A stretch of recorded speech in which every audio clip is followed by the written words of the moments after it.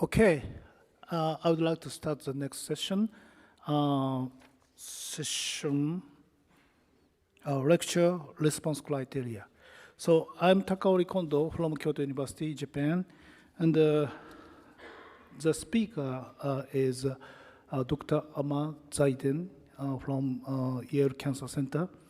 He's currently the Associate Professor of Internal Medicine, Chief Hematologic Malignancy, Director Race Therapeutic Research at the Yale Cancer Center. The title of his talk is New Response Criteria for MDS. So Dr. Zeidan, please start.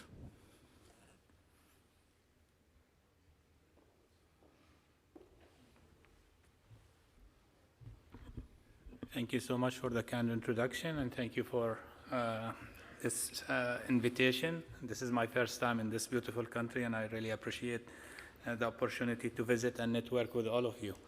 So the talk that I was asked to do was about the response criteria for myelodysplastic syndromes, which I think is a very interesting subject, especially in recent with all these therapeutic failures we have in the high-risk disease in the last few years. So these are my disclosures. So just to start, I have the timeline here for approval of therapies in MDS, and the upper line is for the FDA in the US, the lower line is for the EMA. And what you can see is this is not a very busy figure. If I show you the same figure for AML, it's going to have way more drugs. We did not have any drugs approved between the year 2006 and 2020. In 2020, we had 2 drugs approved, luspatercept and decitabine siderozdin, for lower and high-risk MDS. And of course, this year, or last year, 2023, we had an updated indication for luspatercept, but also ivosidenib for lower risk, for refractory relapse IDH1 mutated MDS. So despite all the attempts, the number of drugs that have been approved is low. And that's not because of lack of trying. We have been trying many times, basically, over the last 15 years to add a drug to the backbone of HMA therapy. But as you can see, most of those trials, after showing early positive data in the phase 1 and 2 trials, once you go to a randomized phase 2 or phase 3 trial, they have not been meeting their primary endpoint. The latest 2 were magrolimab and sabatolimab. So why is that? Is that because the drugs are not good, or is it because we are not designing trials well, or we are not studying very well, like what is a promising drug to take from phase 1 to phase 3? So there are multiple reasons, I think. The first one is MDS is genomically complex. You can see that a large number of mutations, a very long tail, only few mutations are recurrent in more than 10% of patients, and it's really very tough to develop drugs that target all kinds of MDS at the same time, but also this reflects to the difficulty of developing response criteria that catches all the phenotypes. But as you heard also earlier today, these increasing classification complexity and the divergence between different classifications, I think is going to be also bad news for drug development. It's going to confuse the field. I understand passion about being like as perfect as possible in the classification, but I think when you have 2 different classifications, it's going to complicate trial development, it's going to complicate regulatory review, it's going to complicate, I think, how people assess drugs kind of day to day. And this category, as you heard from Dr. Bihar and others earlier today about MDS, AML in particular, is also bringing many questions, like how do you assess response in this category? Do you use MDS criteria? Do you use AML criteria? And to try to harmonize these classifications, I'm just going to touch on this for a little bit because I think this is an important subject, and then focus more on the response criteria. But Dr. Bihar mentioned this.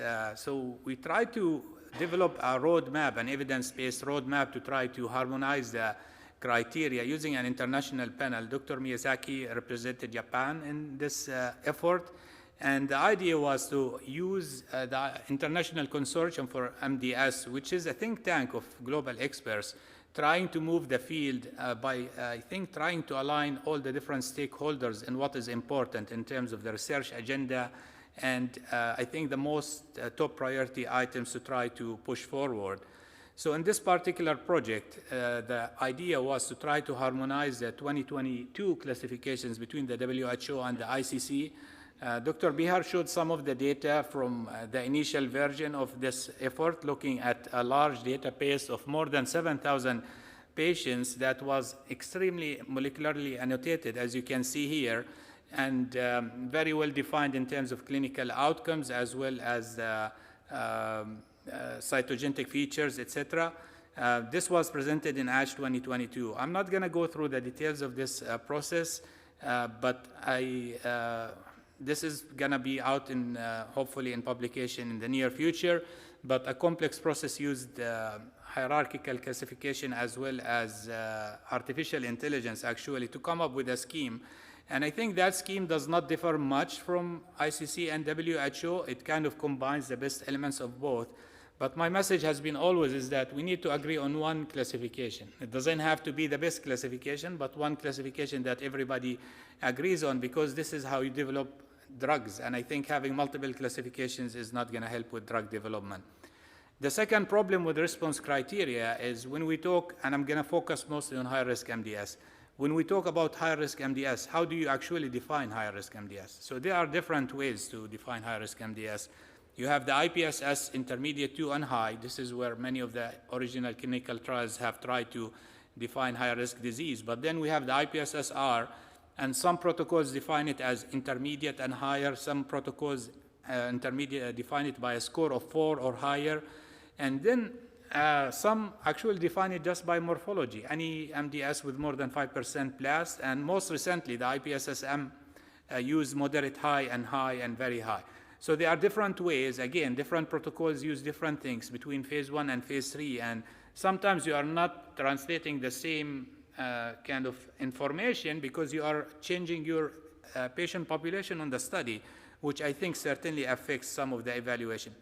I'll give you an example with the sabatolimab program between the Stimulus MDS-1 and Stimulus MDS-2 trials. Those trials basically use the IPSS-R, but they did not use exactly the same way of looking at patients for eligibility. For example, Stimulus MDS-1, the randomized phase 2, required intermediate to have more than 5% blast, while the Stimulus 3 enrolled anybody who had intermediate who had more than 3.5 for a score, regardless of whether they have 5% plus or more. And you can see that for the risk stratification, while most patients were high-risk disease by the IPSS-R, when you look at them using the IPSS-M, there is more upstaging of patients, again, indicating that there is a shift. And I keep wondering if we use clinical trial development, for example, with protocols looking at IPSS-M, we are going to have more and more of those patients that were not previously included in high-risk MDS studies. So I think this keeps to be a moving target, and I think, again, is going to hamper drug development until we agree on one way in which we define high-risk versus lower-risk MDS. So focusing on clinical trial endpoints, and again, here the focus is higher-risk MDS. I'm going to talk about lower-risk MDS only for a couple of slides. But what is the endpoint of any cancer therapy when you look at clinical trial assessment? One, you want to have a hard clinical endpoint. What is a hard clinical endpoint? It's an endpoint that nobody would disagree on, overall survival. Everybody would agree that improvement overall survival is beneficial. And then you have surrogate or proxy endpoints, right? So those are, for example, complete remission. Why does a patient care about complete remission? Because we tell the patient complete remission correlate with long-term survival, but also there are trial endpoints that are good by themselves. And for example, having transfusion independence, this is perceived to be a good thing. And actually, for those of you who were up at 4 a.m. last night looking at the imetelstat discussion on the ODAC in the US, this was actually quite interesting to me that many people don't realize the importance of transfusion independence and getting our patients to become transfusion independent, which I think is important from an MDS perspective. But also endpoints have to be easy to measure, they have to be clearly defined, and they have to have intra and inter-observer reproducibility, meaning that if I gave the same data set to 3 different people, they are going to give me the same numbers in terms of the response rate, which is not currently the situation with the response criteria. So this is a good example of how do you actually define your endpoints, and this is done by the FDA actually. The FDA did this in AML, where they tried to correlate, and they used a number of randomized clinical trials, 8 of them, that use intensive chemotherapy. And within each trial, they looked at the proximate endpoint, which was either CR, complete response, or EFS, and they correlated that with the overall survival. And then they used different definitions, basically, to define the EFS, to come up with the definition that made more sense, to try to get to the most appropriate or the best correlation between the intermediate and the long-term endpoint. And indeed, they have a very good definition of EFS.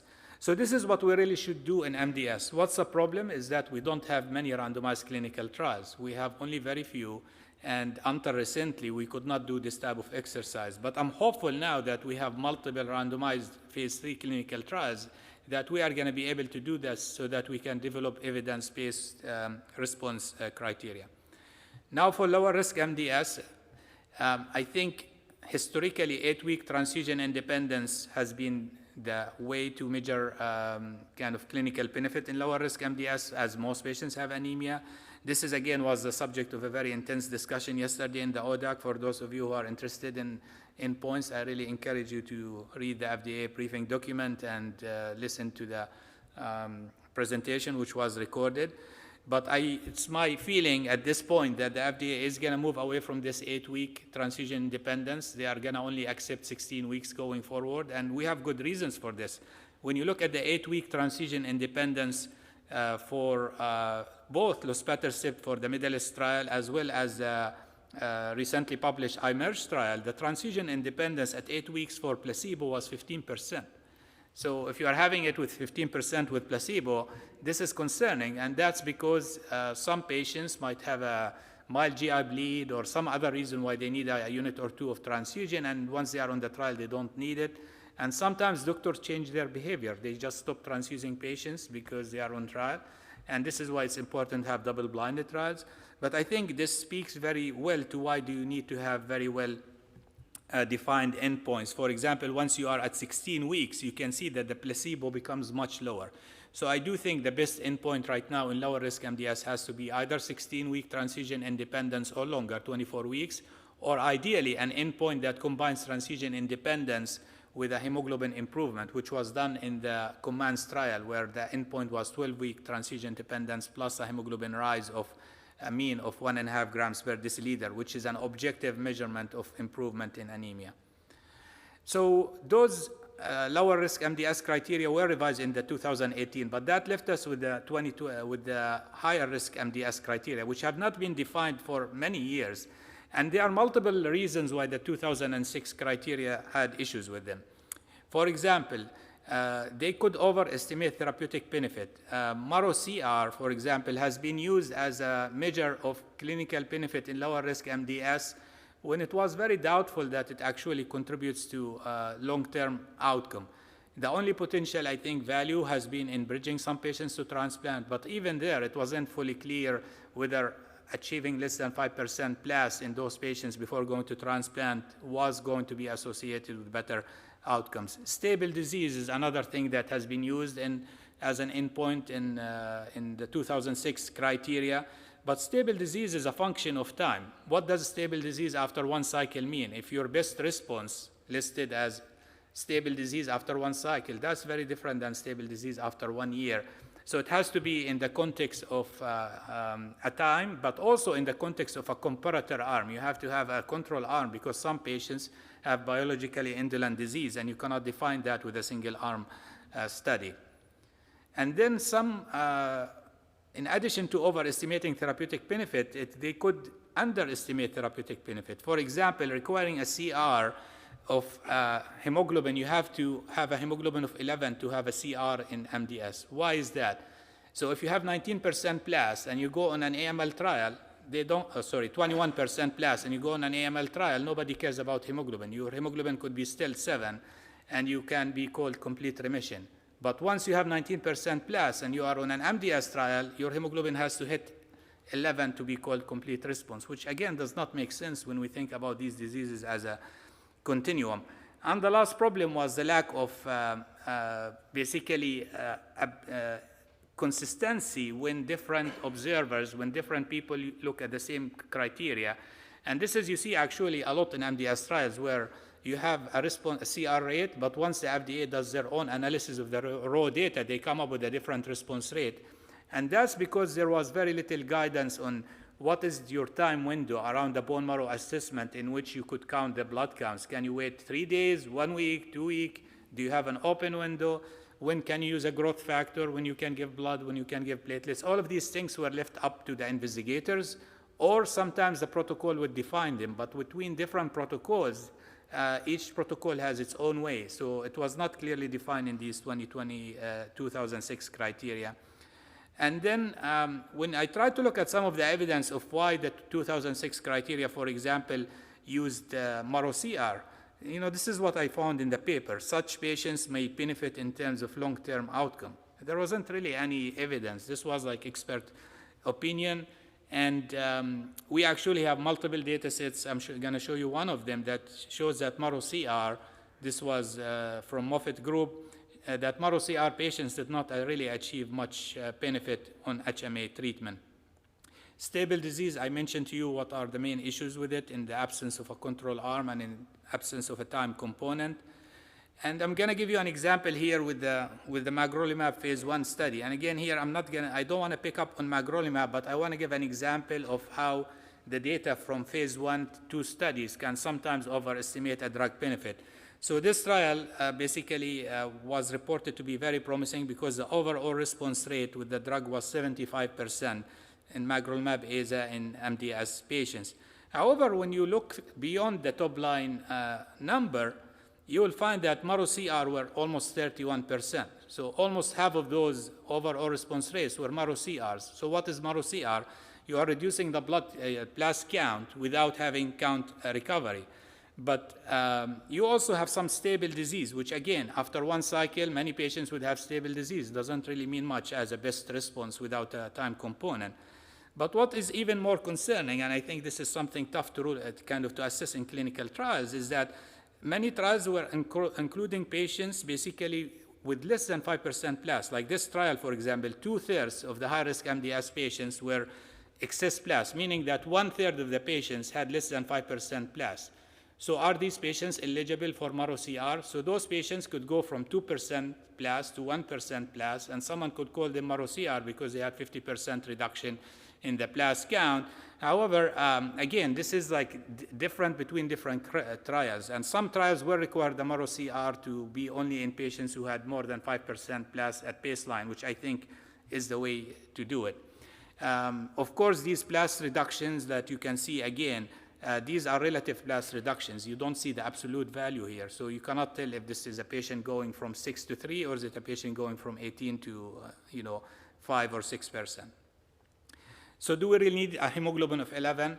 I think it's clear that many patients will actually become transfusion dependent with a hemoglobin of 10. And indeed, this is a trial by Dr. Peterlin from the French group in Lancet Hematology looking at CPX. And what they found is that using the 2006 criteria for MDS, the overall response rate 87%, which is similar by the ALN-AML criteria. But when they looked at CR, 23% versus 52%, almost double the CR just because you are using different criteria, AML criteria. Again, showing this kind of dyssynchrony that we have between these, what we think of as continuum of diseases, having very different response criteria. CRH, complete response with partial count recovery, this has been shown in AML to actually lead to meaningful responses in patients in terms of transfusion independence and has been accepted by the regulators, including the FDA, as an approvable endpoint. And there is data in MDS to suggest that those patients who achieve count recovery, partial count recovery, which is a platelet of 50,000 and ANC of 500, with a blast reduction of less than 5%, do actually well. So because of all of this, there was an effort to try to revise these criteria, which took place over 2 years. The final publication came in Blood last year, and the general principles were to kind of use criteria that have practical use, that are easy to implement both clinically but also in clinical trials, and to have consistency so that different people can come up with the same results, and to try to avoid mixed responses like MARO-CR plus HI, which again could mean many different things. So a systematic review was done in the year 2021, in which all the literature regarding responses and association with survival was investigated, and then a core group went over the results of the survey and developed a set of questions which went through multiple rounds of voting through a modified Delphi process, and ultimately this process concluded after 18 months with the publication of the Blood paper. The systematic review did not reveal anything we did not know already. The CR was the best response in terms of association with long-term outcomes. The main changes was the reduction in the hemoglobin level from 11 to 10 in complete response, but also the introduction of less than CR responses, such as CRH and CRL. So CRH basically is, as I mentioned, is improvement in the counts to a platelet of 50,000 and ANC of 500, while CRL, complete response with limited count recovery, is improvement in the blast count to less than 5%, but the blood counts recovering only in 1 or 2 lineages above the CR thresholds. And we introduce a CR equivalent for patients who have less than 5%. So if you start with less than 5% blast, you can be a CR equivalent, but this is important to understand separately. MARO-CR and stable disease were eliminated. This is again very important. And we clarified the denominator in the response by adding no response and non-evaluable. And we added molecular responses as provisional endpoint. I'll come back to that at the end because there was a lot of discussion about what do you do with molecular clearance. And then a lot of aspects were added to to make sure there's consistency in the application by providing practical guidelines on the assessment. We also defined the time to event-based events, basically in a very clear fashion. And we provided 10 cases in which the application of the 2023 criteria compares to the 2006 criteria and show the improvement.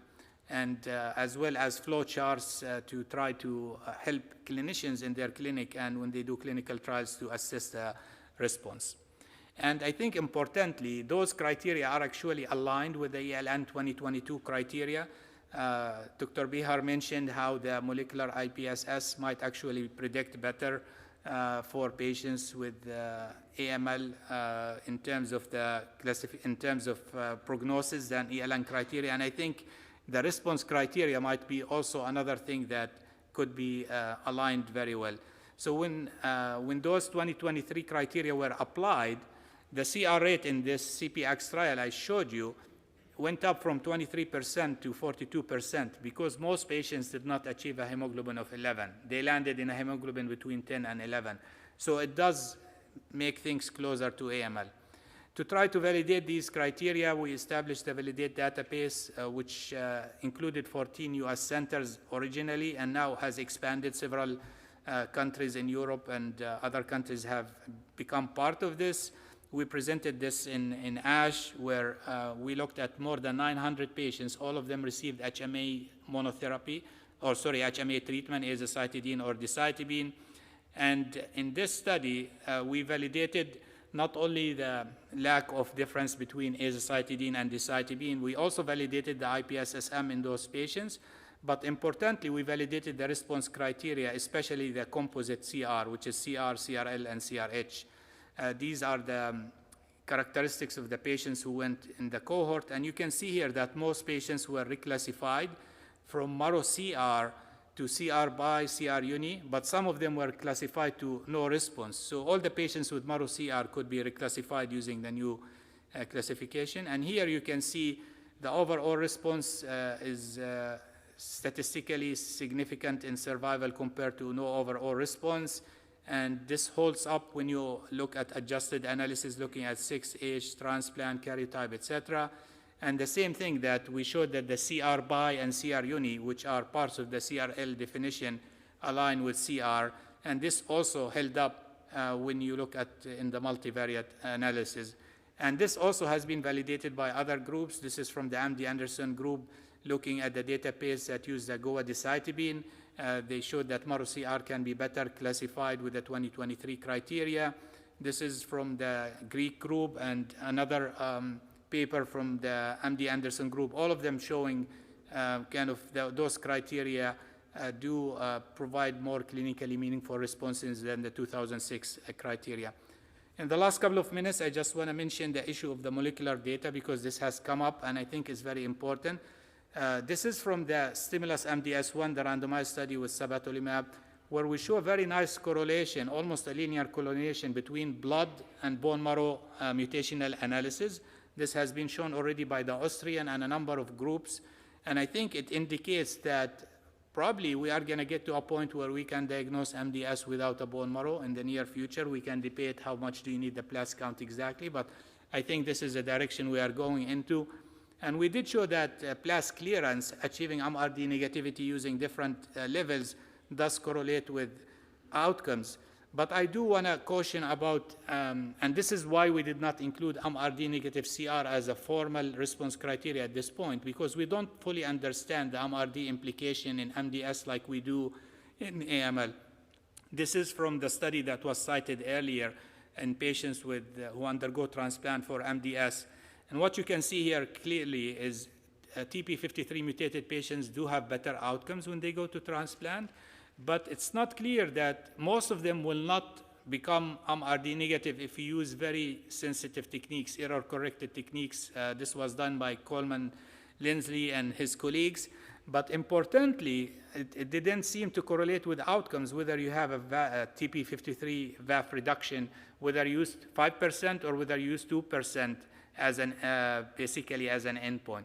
So I think this, for me, is a very good example of how sometimes data go into the literature that everybody has to get MRD negative CR before you go to transplant to get cure, which is not the case. I think we are doing our patients a huge disservice by sometimes denying them of transplant based on endpoints that we don't fully understand how they correlate with long-term outcome. So at the end, this is from 2001, almost 21 years ago, from Dr. Raza, where she was criticizing the response criteria that were just published by Dr. Cheston and his colleagues in 2000. So I'm sure this is happening again, and we'll never, the same thing like the classification. I think there's always going to be debate, but I think at the end of the day, there has to be one set of classifications, one set of response criteria that people use so that we can speak the same language, so that we can communicate with each other and with patients in a good way. So these are my conclusions, and very happy to take any questions. Thank you so much. Thank you very much, Dr. Zeidan, for your excellent lecture. Okay, please. Amer, so always good to go over the ancient history. And as someone who was involved in the 2000 criteria and then the 2006, you know, in 2000, we were dealing with the introduction of HMAs and the introduction of GCSF and EPO. And so if you think of those, no one was even sure that GCSF would raise the white count of MDS. So part of the original criteria is that if you were going to give GCSF, we didn't really think you would judge it as to whether you got a CR. At the time, AML therapy was also widely used. And we thought if you gave AML therapy and at the end of a month in the hospital, your hemoglobin went from 8.5 to 10, that wasn't really a response that you could count. And for EPO, we were trying to figure out, you know, how to define what is it to be transfusion dependent and things. And so the 2000, there were no treatments, and all these things were sort of being tested. You fast forward to 2006, where I think lenalidomide had just been approved, and then we were going to have to deal with azacitidine and decitabine. So we revised the criteria because for the first time there were actually some drugs that worked, and we were very concerned that the drug companies were going to use the strictest criteria to decide whether to move forward with the drugs. And that's why we did hematologic improvement, and that's why we tried to find a signal for anything that we could. So those were the 2 points. I don't actually have a question, except to say that if you read, well, yeah, Dr. Azra, hold on, I got the mic. Okay. So if you read the entire criticism from Dr. Raza, the main criticism was that she didn't feel that the people who wrote the original criteria were sufficiently clinically oriented. And so I just want to caution people, that was the nature of her complaint, is perhaps she wasn't an author and the others didn't see as many patients as she did. So just a bit of history. No, I think that makes a lot of sense. I was before you, Moshe. One word to, No, one to second, continue, because I just don't know one what the word point of all about that that. was. In fact, So can I make a comment, a question? Sure. Okay, so in the morning, we heard all this kind of discussion, and I think people get confused about this, and including myself. And actually, I don't really agree with, I think entities are taxonomic entities. They don't depend on prognosis or whatever I do, whether insurance pays. Okay, now we hear this. You went very fast. It was very difficult to follow. But the reality is, actually, who cares about response criteria for high-risk MDS? There should be only one criteria, and it's survival. All this other stuff, you play with the names, you change it. For disclosure, I'm on this paper, and I disagree with the MARO-CR issue. But what is the exercise? I mean, what do we gain by doing all this? This is what we're going to lose. By doing this kind of criteria, now you're going to drop the response criteria by half, and nobody is going to develop a drug in this disease, number one. So I think that we need to ask, what is this that we're trying to do? What was the goal of this? You changed hemoglobin from 11 to 10. Okay, you changed, but at the end of the day, the FDA, I don't know in Japan, they only care about one thing, is are we improving survival? All these other things are kind of academic exercises. I think the discussion actually should be, that was the most interesting part in my humble opinion, and I say this with gratitude to you for leading all this effort, is actually what are we doing in low-risk disease, where the question, going back to what Dr. Amer is saying, is more complex. I think this is where this discussion should have, but in high-risk disease, I think, in my humble opinion, there should be only one endpoint, and it's survival. Whether I get there with a MARO-CR or with a super CR or a complete cytotoxic CR, it's trivial. You need to prove that whatever drug we're giving is improving the survival of these patients. And to close this, I think all these discussions, what they are doing is confusing people, confusing investigators like myself, and I bet you they are confusing drug companies that are trying to understand what is this that we're doing and how we're going to put a drug here. I think we need to get this clarified at some point, and I agree with you. We need to have one classification, and we need to have a simple response criteria that makes clinical sense either for the patient or for drug approval. So I think this is very complicated, and I'm sorry I took this. No, all of those are great points. Maybe I can respond to a couple of them. So I completely agree with you that the overall survival is the endpoint that you want to measure in high-risk MDS, but the problem is you can only do that in a phase 3 trial. So the main question in my mind for the response criteria is for phase 1 and phase 2 trials is what do you do, like how do you decide in moving a drug from a phase 1 and phase 2 trial to phase 3? In terms of the response criteria, I showed the example of CPX where by the 2006 criteria, the CR rate was 22%. By ELN criteria, it was 50%. And by the 2023 criteria, it was 42%. So it's actually moving it closer to AML, which means, in my opinion, that this is probably a drug that you could measure against azacitidine because the CR rate is actually almost double what you'd expect with azacitidine. So the issue is more about how do you decide in moving a drug? What was happening before is that, as I showed the example with magrolimab, is CR rate of 30%. Would you do a phase 3 trial necessarily with that drug just based on? So I think the question is more about how do you judge moving from phase 1, phase 2 to phase 3, and the history has not been kind in high risk. So very quickly. So when you look at the AML criteria, they have this MLFS. You went really fast. That is MARO-CR. We removed that. And indeed, actually, the point of that is in early drug development, that may guide you in terms of potential anti-leukemia activity. So that doesn't really flow with the spirit of what we're doing 100%. But, again, we could say like MARO-CR and MLFS, but if the regulator does not, the regulator strikes down all of this, right? The regulator for AML will only look at CR and CRH in unfit patients and only at CR for fit patients. So can I make a comment from the AML side, right? That's where I stand. So number one, I mean, you're arguing a little bit both ways. The regulator in AML will only accept OS. The phase 1-2 study to move forward, we look at everything, CR, CRH, CRI, MLFS. So for that decision, I do think MARO-CR, if you're taking a second salvage patient on a new FLT3 inhibitor and you're having 30% MARO-CR and 30% CR-CRI, this is good. The FDA does not care about that. They say, fine, that's great. You think it's encouraging. You compare it to your other benchmarks. You move forward. All of the approvals in AML, A's of N, were on OS, just like what Guillermo is saying for MDS. And then they allowed CR-CRH. The history of CR-CRH, this came from blinatumomab. This actually did not come from AML. So in blina, there were a number of patients who had very durable survival, but they did not fully recover platelets. They were 70, 80, ANC was 0.7, 0.8. And then the FDA sat with the ALL expert and say, how do we capture this? These people alive 3 years later, so they should be counted as benefactors. And then they made CRH for blina.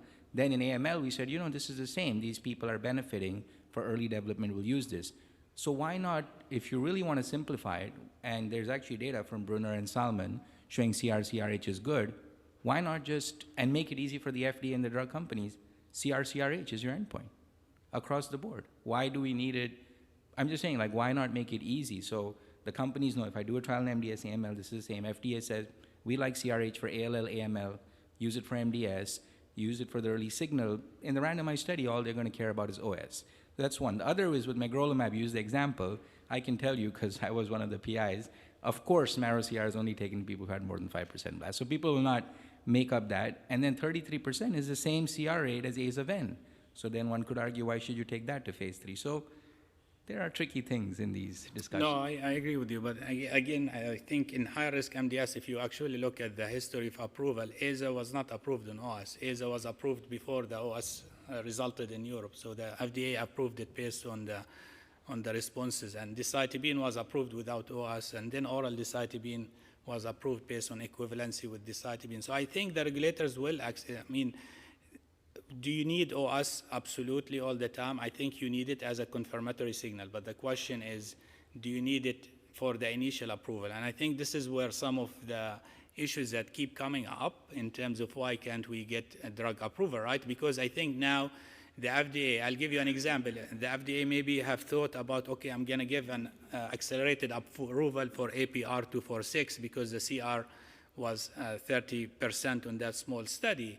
And then the phase 3 was negative. The same thing happened with magrolimab and other things. And I think now they are going to think a million times before they give an accelerated approval for anything because they are seeing this trend of, phase 1 study, 40, 50 patients, CR of 40, 50%. And I do think we have to have endpoints that are going to be more reliable by the regulators. I agree with you. And this is why I think we need CRH to be kind of validated. This is why we include it in the criteria, right? Because otherwise you would be stuck only with CR, which is very tough to get in MDS, or MARO-CR plus HI, which could mean a million things. Yeah, first of all, great presentation. I mean, this was long overdue. I don't want to speak on behalf of all drug developers, but it's very important that we try to harmonize the criteria. I was going to make my first point was the point that actually Dr. Dever made it, is that we do have a CR and a less than CR in AML, which is a CR and CRH. So that's kind of simple, accepted by regulators, and it would make it also easier if we decide MDS and AML is a continuum. Then maybe we should move, especially in high-risk MDS. I'm not talking about low risk. So that's kind of, but the other point is that actually back to Guillermo, I really disagree with Guillermo, but the response has been used by FDA as approval for relapsed patients. So yes, for treatment-naive patients, both in AML and MDS, this always has been survival. But when you talk to relapsed patients, a lot of approvals have been given by response criteria, especially in AML, like IDH inhibitors, for example, the first approval. So there is important, other than the point that you made, is that it's also important for the phase 1 and 2. They have been used by regulators for approval in the relapse setting. No, again, good points. I just make one point that part of what we did is separated higher risk MDS from lower risk MDS, right? So lower risk MDS has its own criteria. These criteria are focused on high-risk MDS because the 2006 covered both. And as you were saying, I think this was very confusing.